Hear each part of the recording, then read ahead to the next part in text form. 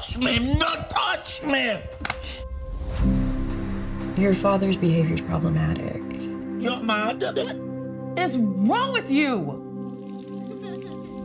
Yeah, well, I don't know why he's my problem now. Yeah, but he's losing it, and this might be the only opportunity you have. All right, so hey guys, so you'd have just seen the clip, the trailer of Sugar Dumplin. Now, if you don't know what the film is about, I'm just going to read it. This little blip. It says Sugar Dumplin is a heartfelt short film that explores memory, culture, and the father-daughter bond.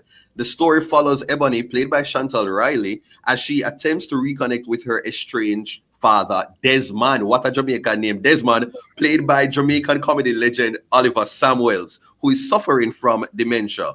In an effort to unlock his fading memories, she recreates the beloved dishes of Caribbean childhood, hoping that the flavors of the past will bring them closer together and heal their fractured relationship. Now, if this is not a Caribbean story, I don't know what is. No, with me, we have the crew, the team, the people who made this all happen. And so I'm going to give them opportunities to welcome them, to introduce themselves. So we have Tristan, Donisha, and Natanya.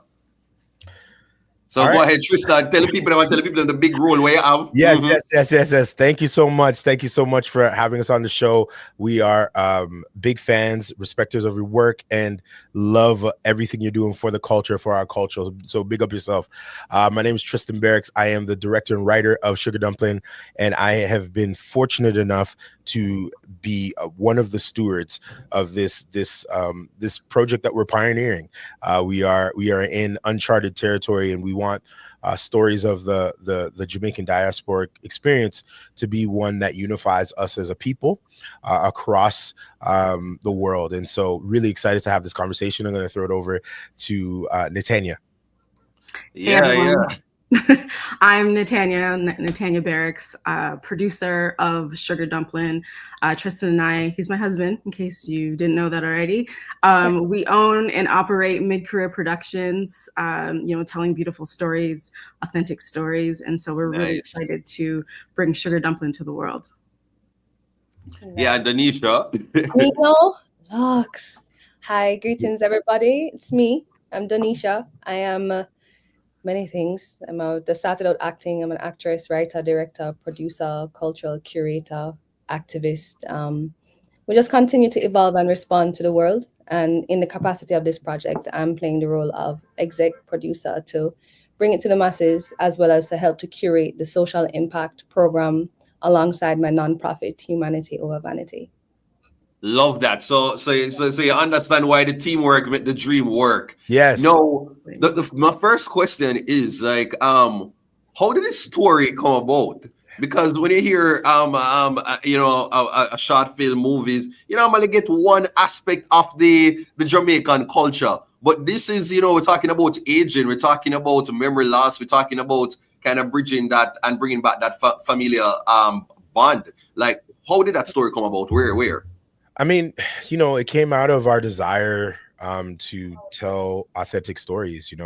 For us as a team, when I kind of decided I wanted to write a new story, I wanted to get in somewhere. Initially, I had it as a father-son sort of relationship, and I was talking to Natanya, and she's like, "No, I actually think it should be a daughter, and she should be his sweet dumpling or something." And that wife. Sorry. It's a coming wife, yes. You know what I'm saying? No, some of the best ideas I get from her, bouncing ideas off of each other. And when I start to really sit with it and think about it, it really became alive to me, this sort of idea of the essence of the moment, right? We aren't promised tomorrow. And so if we lose somebody, or if we only have that person for today, what are some of the things that we would do? How would we treat them? What are some of the relationships that we would want to mend before that time expires? And so that's really what the movie kind of explores, this idea of like, how do you love people that you don't like? And if there's a time limit on the amount of time you have with them, how would your attitude change towards them based upon that element? Me know say you are ready. Me did this a run little joke. Mom, I don't even know where to start. Nice. No, Natanya, was the Sugar Dumpling title the only option? Were there other options for the film that you went through and you narrowed it down and be like, all right, no, this is it? Because no more here. What were the other options and why did you settle on Sugar Dumpling? It's funny. So that moment we were in the car driving, which, as a married couple, you're either in bed talking or in the car talking. So we were just driving somewhere one day and he was sharing this idea of a story.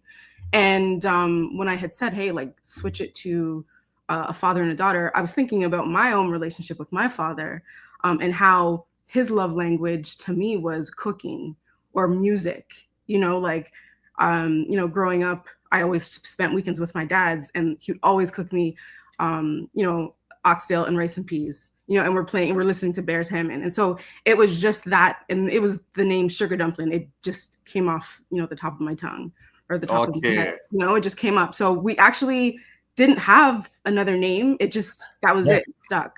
Immediately you just knew this is it. Yeah. Okay, so Danisha, you are part of the social impact, social change as relates to the movie. Yes. When it comes on to conversations about dementia from a Caribbean lens, especially. Now, how are you positioning yourself right now? The movie's getting ready to premiere. To have your messaging out there at the same time with the film's premiere. What we're doing is kind of novel because typically when you have a movie, you want to premiere, do its film festival run and then do a premiere and then try to get it on a distributor and then you move on to the next one. But I think what is very special here is that there are a few layers that are happening. One, naturally, is at the forefront, which is the fact that it's dealing with a very topical issue that I think many families, Jamaican families across the world are dealing with, and we're just not talking about it.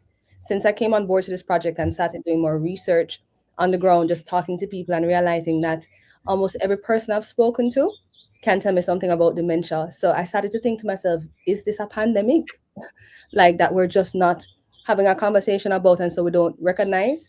I think with Oliver Samuels at the forefront of this project, it gives us an opportunity to open hearts and open minds and carry this forward. So for me, we're bridging the world of storytelling with social impact and governance because we have invited other stakeholders to the table, like the Ministry of Health, the Ministry of Culture, the Ministry of Labor and Social Security, the Ministry of Agriculture, to talk about how we can use this film as a tool of social impact to achieve many agendas that they should already be thinking about when it comes on to dementia, So yeah, it's really about empowering them to help their messaging. What is the messaging right now? Is it preventative? Is it cure? Like, is it early detection?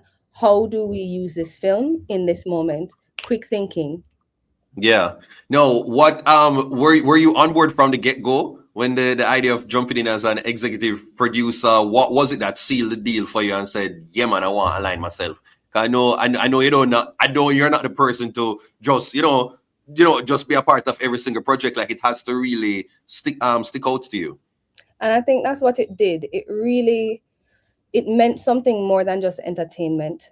Also because Oliver is a part of it, and Oliver hasn't had the chance in our generation to walk red carpets and get the applause that he really deserves. And I think seeing him as a lead in an international production that can also create space for other productions to come forward with Jamaican leads and authentic accents, it just positioned itself to be a lot of things for me, outside of just storytelling, but industry and honoring our cultural legends, as well as engaging the government in a different kind of way internationally as well.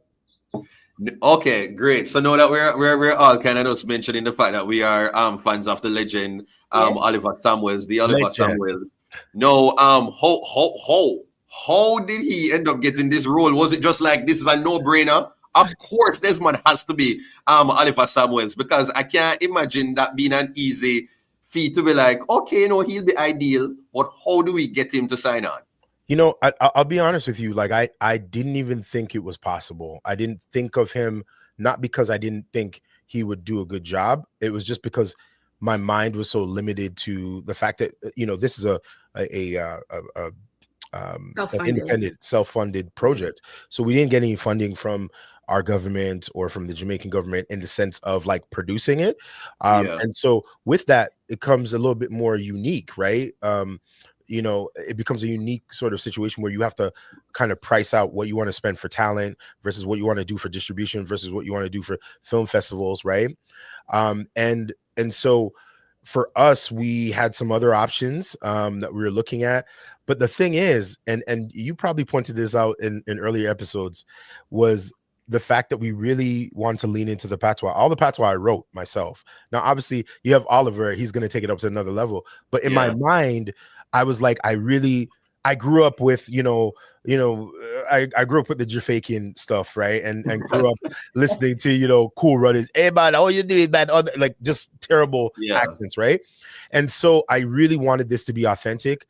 I didn't want us to sugarcoat it. I didn't want us to placate to whiteness and center the story around, whether or not white mainstream America or Canada would understand it. I wanted to make it for our community. And so in that, it was very hard finding somebody that could do an authentic Jamaican accent and do patois justice. And so one day I was on Instagram and I was scrolling on Instagram. I saw out of nowhere, I didn't even know I was following Oliver at the time. I saw him post something, and he's in his backyard. Hi everybody, how are you doing? I'm just picking a mango and doing some stuff, whatever. And then I was like, that's not a bad Oliver impression, by the way. That's not a bad Oliver impression, by the way.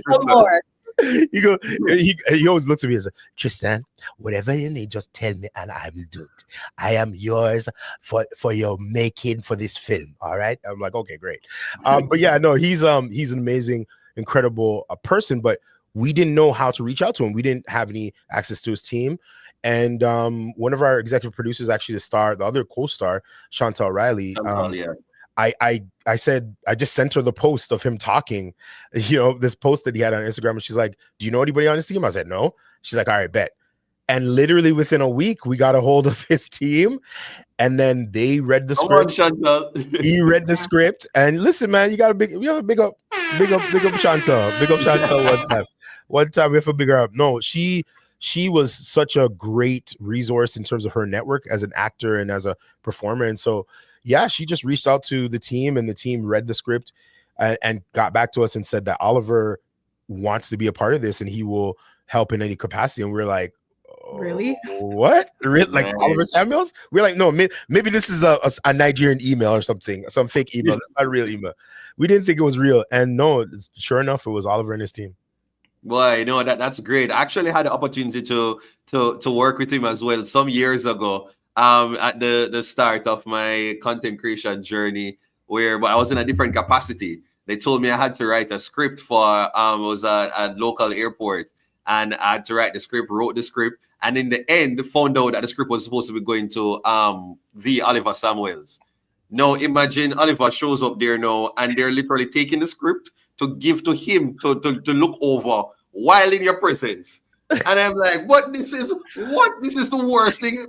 So he has no idea it's me, So then I'm just there that I me write the scripts. I mean, never tell him just in case it did bad. If it did bad, I'd be like, boy, so these talents nowadays, not up to par. I would have done it, but like luckily he read it and it was to his liking. He made some minor adjustments and I was able to be there with him, and the working experience was pretty fun. Like he was very professional. And I was like, whoa, that is the type of character I want to embody when I'm, in a working environment. So big up the Oliver Samuels. So no. But I'll say this just to wrap up that thought. I think for us, I don't know about anybody else on the team, but I was terrified because I was like, listen, I don't speak patois every day. You know what I mean? My parents are from Yad, but I was born in Canada, right? And so there was a little bit of trepidation because this is a legend. He's an icon. Yeah. He's an icon, right? And so, for him to read it and for it to resonate with him to the point where he was like, yeah, he wants to be this character. It was a full circle moment because again, the Desmond character I shaped around Desmond the show that came out in like the late 80s, early 90s from the UK, but also from Oliver. the Oliver Yeah. Large sketch show. Like, so a lot of that character came from his contributions, and so it was really a full circle moment. And Natanya, if you could just explain, like, in terms of the film, based on the preview, the trailer, it appears to be drama. Like, if the category, it seems like it would be drama, but is there an infusion of, like, the comedy and the other stuff as well that we're kind of familiar with, like Oliver, or is this a space where for the most part Jamaican people get to see Oliver exist outside of just being the comedy character? Yeah, absolutely. And I think, that's one of the reasons why he said yes. It was an opportunity for him to take on a project that is, not his typical comedian. Like, we know him as Oliver, the comedic legend, right? So it is drama. It is drama. I mean, you will see flavors and flares of who Oliver is, but definitely it's a dramatic narrative short film. Okay, nice. No, Denisha, for people minds like me, like how do you even get into the space of being such a multi-hyphenated, all-around creative embodiment of just an artist? Like, how do you even get into that? Because I just you're not somebody that's like, you see it here, you see it there, you're like an ethereal type of, like a hummingbird, like a Dr. Bird is just kind of there, then you don't see it, then it just pops up back and you're like, wow, then it's just gone. And you wonder, where's this Dr. Bird, hummingbird going? Like, how do you get into that space just being so centered in so many different things while still being you? That's first of all, that thanks for that analogy and like that comparison of the hummingbird. I think about myself as a hummingbird sometimes too, like always just like do something over here and then just gone. Yes. How do you get into that space? Just rebel. It's just a rebellion. That's really the truth. It's a rebellion against a lot of things that I came and inherited and I just don't agree with. Yeah. And so I'm just charting a new way forward and just responding to the earth. That's why when people ask me what I do, it's so long to say all of those things. I just say I'm just responding right now as an artist. Like how you respond to Sugar Dumplin. Like how I responded to Sugar Dumplin, and responded to the team. I mean, here we have a couple, Jamaican, Canadian, who are doing amazing and seeing the value in preserving culture and trying to use themselves as, a foundation. Because something like this hasn't really been done this way. A short film reaching out to government to now create an international campaign to use this film as a tool for social impact for a nation. Amazing, yeah.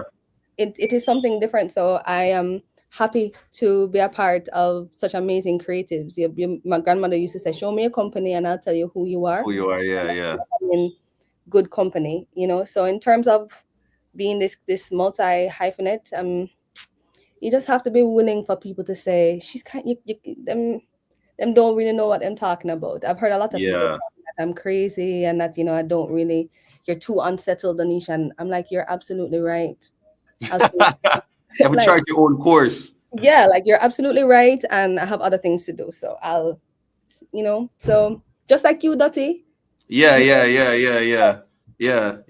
No, I'm very much, I'll say I'm looking forward to the premiere of the film. Really want to see, because when it comes down to the topic of dementia, is something that I am finding out just in terms of like as something that is definitely like in my family, like it's there. And my grandma, I was just like, she's in a facility now, and it was so crazy. Like, I don't usually have family around me, like the extended family around me. But a few years ago, I think a little bit around the COVID, she was celebrating her birthday and she was, spirited and whatever. And I was just like, okay, I'm going to have it. And I decided to have it at my place. But, we basically live like, it was kind of in a small space. And so the entire family came and she celebrated her birthday. And she was dancing and laughing and just being herself. And the year after that, she doesn't have a recollection of like her birthday anymore and certain things. And so that was the last time she was able to like identify everybody just off the top of her head and remember memories in a real way. And so when I'm looking at the, and thinking about like what can happen in a year just with your loved ones and how things can shift. And just as family members, you have to pivot and find a way to make space for them and to still hold on to something. So every now and again when so for her now, my thing is that when I show up, the gap. You get me? So I've been wanting to like close the gap, but no, I realized that once you see the gap, it's like it triggers like Remember that's you. my grandchild. Yeah, my grandchild with a gap. And that alone. So when I walk to her now, somebody have to walk. you know.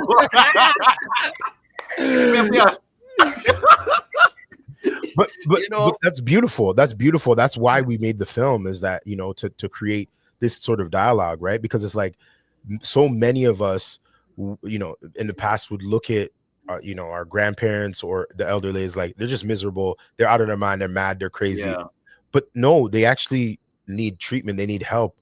That's why I'm so excited again to we got to big up the Jamaican Ministry of Health as well as Ministry of Culture, because they're really like taking a vested interest in how we can use art and Denisha has championed this really for our team, how we can use art to legislate change and make space for policy and funding to support. The reality is that in the next, I would say, I think it's about 30 to 50 years, the global population, the global age of most of the people in our world are going to be actually older than younger. And so we're going to have almost like a pandemic or pandemic in terms of having ways to support the elderly.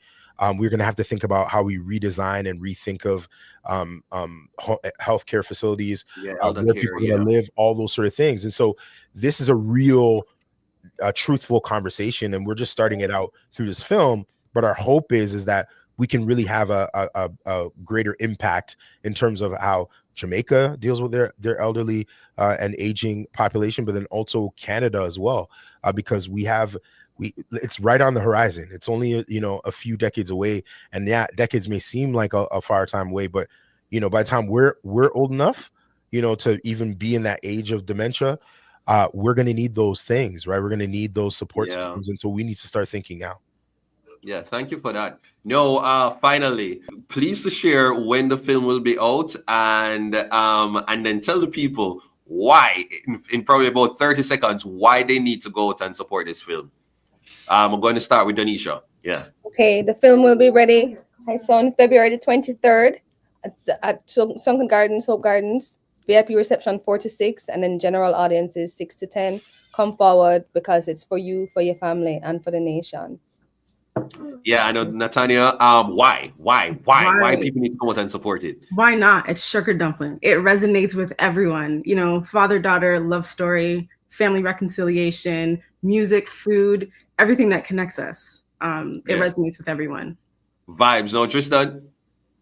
I just think that, again, this is an opportunity to bring the diaspora together. Jamaica is an amazing country, but we're a people that's spread across the world, and this is an opportunity for us to celebrate cinema and also celebrate each other and honor our elders. So definitely come out, support, and let's have some fun and honor some of the legends that have come before us. All right, nice. And where can people go to, I guess, find out more information to follow what's happening with the show? Yeah, so you can go to sugardumplin.film.com. That's Sugar Dumplin without a G, sugardumplin.film.com, and you can find all the information there. Or you can just Google it and use Google, and you'll find all the information on where we're screening next. We are going to start screening in the United States as well, and we're going to have some premieres in Canada. All right, that's it, Burritos. Back to the countdown. We heard from the Sugar Dumpling team. Please to go and check it out. Hopefully I get an opportunity to speak to Mr. Oliver Samuels as well as Chantal. I really want to go and hear them side of the story, okay, and see if it was a fun journey for them as well. So thank you for sitting down, having this conversation. Please take care, and I will see you at the premiere. Perfect. Bye. Pick up yourself. Peace. Big up yourself.